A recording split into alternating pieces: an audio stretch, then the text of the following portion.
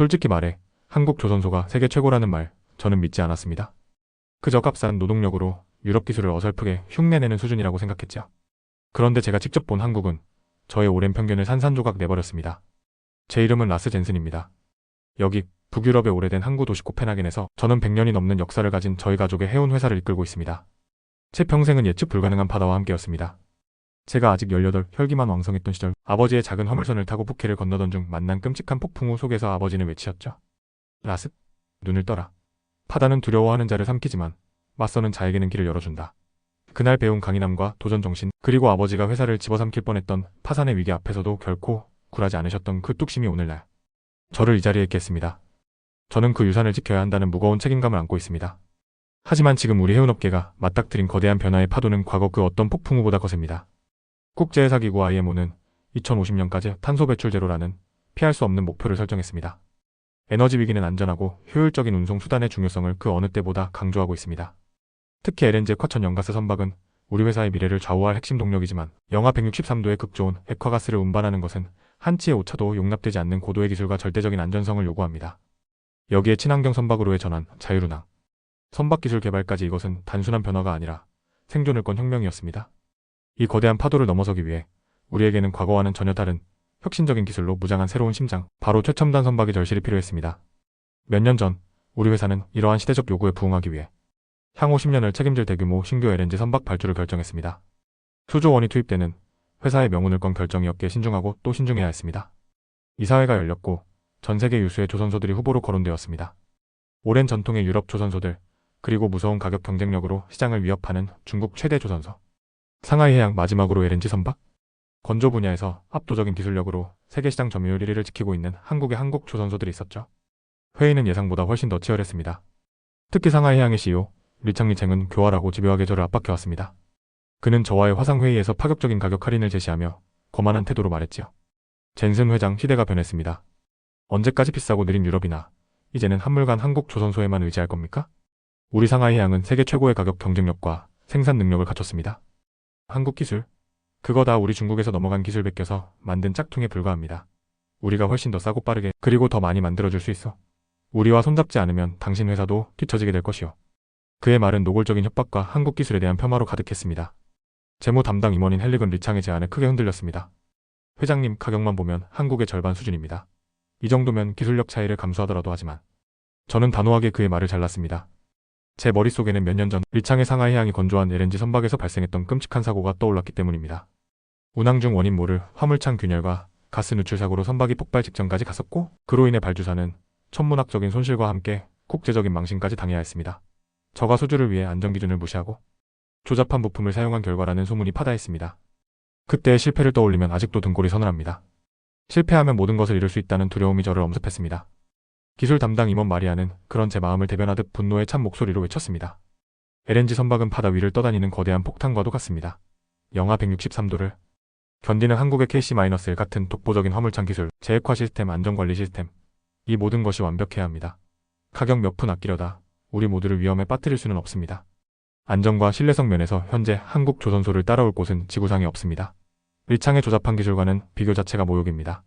다른 임원들도 격론을 벌였습니다. 하지만 제 마음은 이미 정해져 있었습니다. 저는 회의장을 둘러보며 제 평생의 신념과 아버지의 가르침을 떠올렸습니다. 그리고 단호하게 말했습니다. 여러분, 우리는 지금 단순한 비용 절감을 넘어 회사의 미래, 나아가 해운업의 미래를 결정하는 중요한 선택을 해야 합니다. LNG 선박은 우리 회사의 핵심 경쟁력이 될 것입니다. 그렇다면 우리는 최고의 기술력과 절대적인 안전성, 그리고 어떤 위기 상황에서도 약속을 지키는 신뢰성을 선택해야 합니다. 과거의 실패를 반복할 수는 없습니다. 제 결정은 대한민국입니다. 제 단호한 결정에 회의장은 잠시 침묵이 흘렀지만 이내 모두가 고개를 끄덕였습니다. 우리는 최고의 파트너, 가장 신뢰할 수 있는 파트너와 함께 미래로 나아가기로 결정한 것입니다. 리창에게는 정중하지만 단호하게 거절 의사를 밝혔습니다. 그는 매우 불쾌하다는 듯이 일방적으로 전화를 끊어버렸지요. 결정을 내린 후 저는 직접 한국의 거제와 울산에 있는 세계 최대 규모의 조선소들을 방문했습니다. 비행기에서 내려다본 그곳의 풍경은 제 상상을 초월했습니다.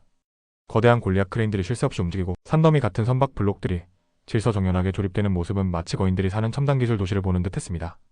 축구장 수십 개를 합쳐놓은 것보다 더 넓은 도크 안에서는 수만 명의 기술자들이 각자의 자리에서 땀 흘리며 거대한 선박에 생명을 불어넣고 있었습니다. 용접 불꽃이 쉴 새 없이 터져나왔고 육중한 기계음과 함께 거대한 강철 구조물들이 움직이는 광경은 그 자체로 장관이었습니다. 그 규모와 역동성, 그리고 첨단 자동화 설비에 저는 입을 다물 수 없었습니다. 이것이 바로 조선해양 강국 코리아의 심장이었습니다. 특히 제가 주목했던 것은 LNG 선박의 핵심 기술인 화물창 제작 현장이었습니다. 영하 163도의 극저온을 견뎌야 하는 이 특수 탱크는 아주 작은 오차나 결함도 용납되지 않는 고도의 정밀 기술을 요구합니다. 저는 그곳에서 수십 년 경력의 한 용접 기술자, 김 반장님이라는 분과 잠시 대화를 나눌 기회가 있었습니다.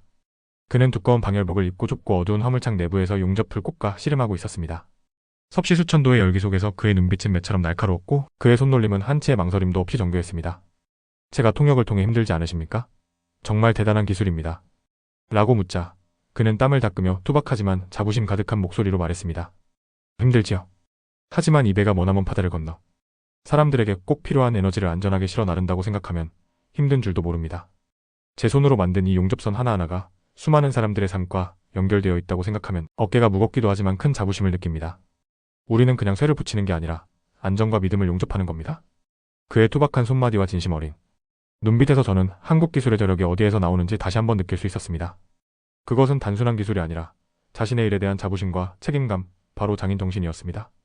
또한 저는 그곳에서 젊은 엔지니어들의 뜨거운 열정도 목격했습니다. 설계실에서는 수많은 젊은 엔지니어들이 밤늦도록 컴퓨터 앞에서 씨름하며 더 효율적이고 안전한 설계를 위해 머리를 맞대고 있었습니다. 특히 젊은 여성 엔지니어 한 분은 인상적이었습니다. 그녀는 자율운항 선박의 핵심 소프트웨어 개발팀을 이끌고 있었는데 저에게 유창한 영어로 시스템의 작동 원리와 미래 가능성에 대해 설명해 주었습니다. 그녀의 눈빛에는 자신의 기술에 대한 확신과 미래에 대한 열정이 가득했습니다.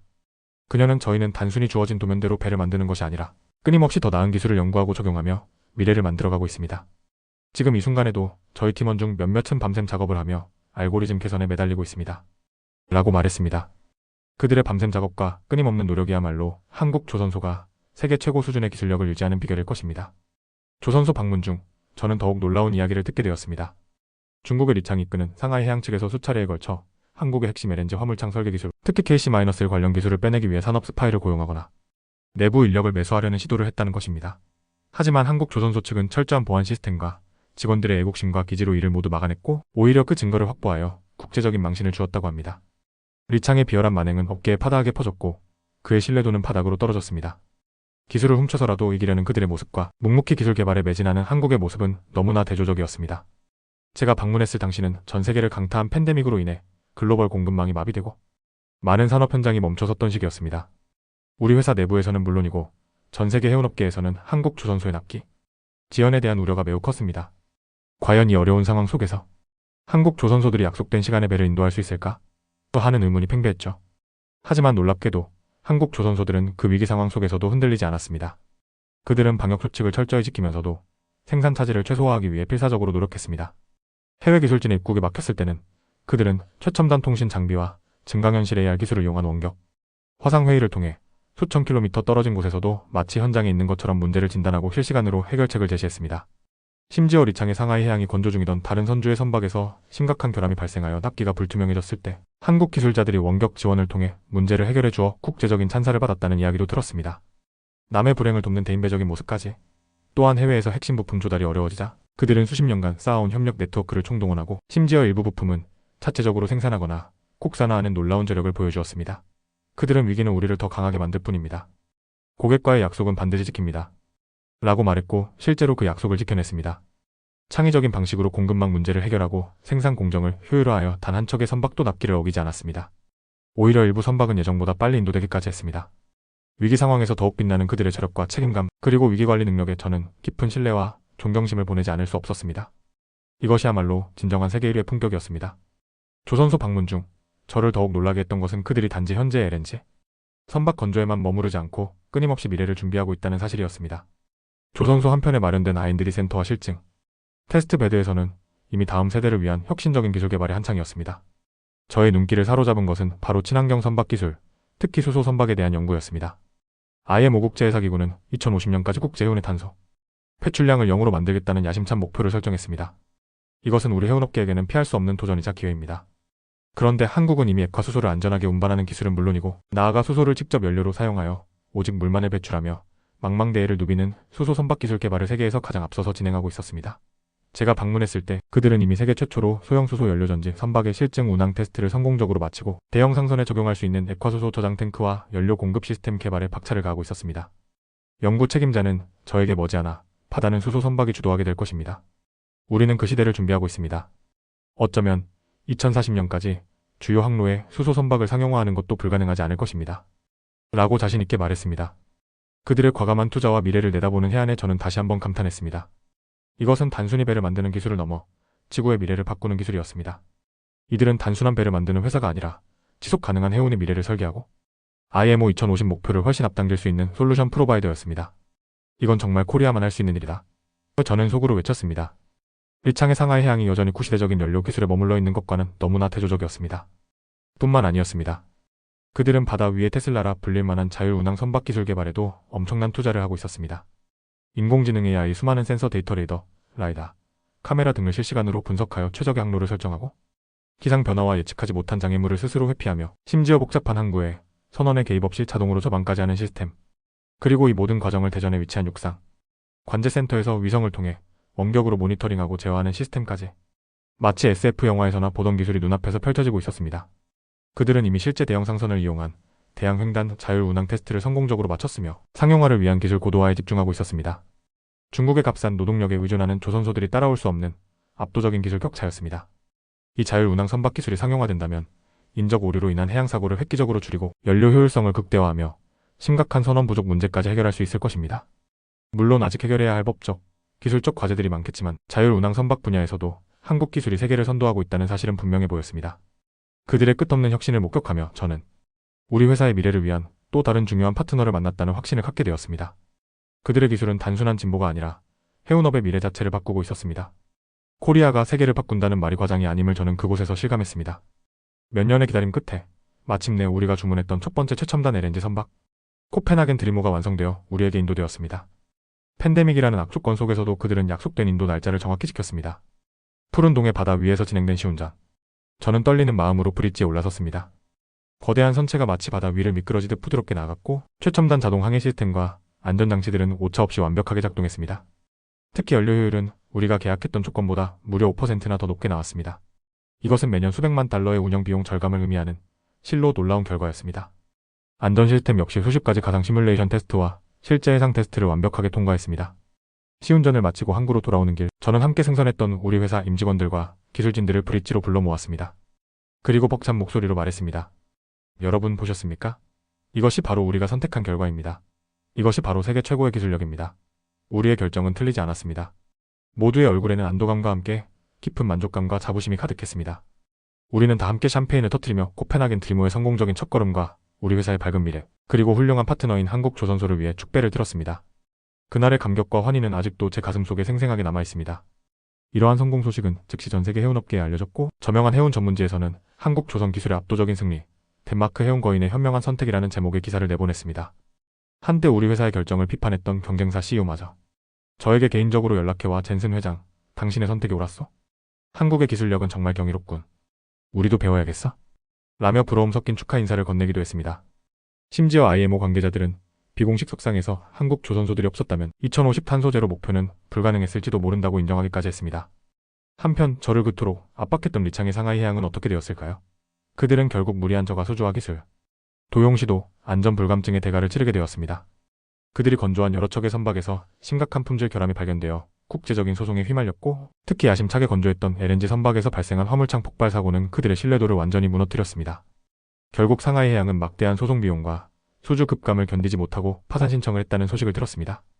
그의 몰락은 우리에게 많은 것을 시사했습니다. 정도를 걷는 것, 기술과 신뢰를 바탕으로 정정당당하게 경쟁하는 것만이 결국 승리하는 길이라는 것을 말입니다.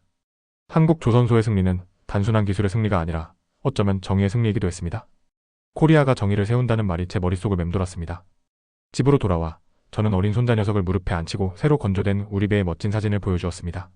아가, 이 배가 바로 할아버지가 한국이라는 아주 먼 나라에서 만들어 온 배란다. 이 배는 아주 추운 가스를 싣고 전 세계 바다를 안전하게 여행하면서 사람들에게 꼭 필요한 에너지를 선물해 줄 거야. 그리고 이 배는 바다를 더럽히지도 않는 아주 착하고 똑똑한 배란다. 할아버지가 타본 배 중에 최고야. 중국 배보다 훨씬 좋아. 어때, 멋지지? 손자는 눈을 반짝이며 고개를 끄덕였습니다. 와, 할아버지, 진짜 멋있다. 한국 배가 최고예요. 나도 커서 할아버지처럼 멋진 한국 배 만들래요. 저는 손자를 꼭 껴안으며 웃었습니다. 그리고 제 아내에게도 이 기쁜 소식을 전했습니다. 늘 저의 도전을 묵묵히 지지해주었던 아내는 제 손을 잡고 말했죠. 여보, 당신의 믿음이 옳았어요. 정말 자랑스러워요. 당신 덕분에 우리 회사의 미래가 밝아졌어요. 아내의 따뜻한 말 한마디에 그동안의 모든 고민과 부담감이 눈 녹듯 사라지는 듯 했습니다. 코펜하겐 드리모는 현재 우리 회사의 주력 선박으로 대서양과 태평양을 누비며 단 한 번의 사고 없이 안전하고 효율적으로 LNG를 운송하고 있습니다. 이후로도 우리는 여러 척의 고부가 가치 선박, 예를 들어 초대형 컨테이너선과 암모니아, 추진선 같은 차세대, 친환경 선박 등을 한국 조선소에 발주했고 그들 역시 변함없이 최고의 품질과 납기 준수로 우리의 기대를 완벽하게 만족시켜 주었습니다. 과연 무엇이 한국 조선해양산업을 이토록 강력하게 만들었을까요? 단순히 저렴한 인건비나 정부 지원 때문만은 아닐 것입니다. 제가 직접 보고 느낀 바로는 첫째는 미래를 위한 끊임없는 기술 혁신에 대한 과감한 투자입니다. 그들은 현재의 성공에 안주하지 않고 늘 한 발 앞서 친환경 선박, 자율운항, 선박 같은 미래 기술을 연구하고 개발합니다. 둘째는 세계 최고 수준의 숙련된 엔지니어와 기술자들입니다. 그들은 수십 년간 축적된 경험과 노하우, 그리고 뜨거운 열정으로 복잡하고 어려운 작업도 완벽하게 해내는 장인 정신을 가지고 있습니다. 제가 만났던 그 용접공처럼 말입니다. 셋째는 한국인 특유의 강한 책임감과 성실함입니다. 그들은 우리가 만들면 세계 최고가 된다는 자부심으로 약속된 납기를 지키기 위해 밤낮 없이 땀 흘리는 것을 당연하게 여깁니다. 팬데믹 상황 속에서도 그들은 좌절하지 않고 오히려 위기를 기회로 만드는 저력을 보여주었습니다. 마지막으로 이러한 요소들이 유기적으로 결합된 효율적인 생산 시스템과 위기 상황에서도 흔들리지 않는 뚝심 있는 리더십, 그리고 무엇보다 정직과 신뢰를 바탕으로 하는 높은 도덕성이 있겠지요. 리창과 같은 비윤리적인 경쟁자를 압도하고 세계 1위를 지켜낸 그들의 힘은 바로 여기에 있다고 생각합니다. 다른 나라 조선소들도 물론 훌륭하지만 특히 LNG 선박이나 수소 선박, 자율운항 선박과 같은 고부가 가치, 첨단 기술 분야에서는 한국 조선소들이 보여주는 종합적인 역량은 단약 세계 1위라고 자신있게 말할 수 있습니다. 그들은 이제 단순한 제조업체를 넘어 해운업계 전체의 미래를 선도하는 혁신 기업으로 진화하고 있습니다. IMO는 2050년까지 국제 해운의 탄소 배출 제로를 목표로 하고 있습니다. 이것은 우리 해운업계에게 엄청난 도전이지만 동시에 새로운 성장의 기회이기도 합니다. 그리고 저는 이 거대한 전환의 시대에 한국 조선소들이 핵심적인 역할을 할 것이라고 확신합니다. 그들이 개발하고 있는 친환경 수소 선박 기술과 자율운항 선박 기술은 IMO 2050 목표 달성을 위한 가장 현실적이고 강력한 해결책이 될 것입니다. 어쩌면 그들은 이미 2050년 목표를 넘어 2040년까지 주요 항로의 수소 선박을 상용화하겠다는 담대한 비전을 현실로 만들고 있을지도 모릅니다. 그것은 마치 미래를 현재로 가져오는 것과 같았습니다. 그들은 이미 미래를 향해 나아가고 있습니다. 우리 회사는 앞으로도 한국 조선소들과의 긴밀한 협력을 계속 이어나갈 것입니다. 그들은 이제 단순한 선박 건조 파트너가 아니라 급변하는 해운시장 환경 속에서 우리가 함께 미래를 헤쳐나가야 할 필수적인 동반자입니다. 저는 확신합니다. 한국의 뛰어난 조선해양 기술과 혁신적인 도전 정신이 계속되는 한 그들은 앞으로도 세계 해운 및 에너지 시장을 선도하며 인류의 더 나은 미래, 지속 가능한 지구에 기여할 것이라고 말입니다. 한국의 기술은 우리 모두의 미래를 위한 희망입니다. 한국의 조선소들, 그리고 그곳에서 땀 흘리는 모든 분들께 덴마크에서 온 한 늙은 경영자의 진심, 어린 존경과 감사의 마음을 전합니다. 탁택, 감사합니다.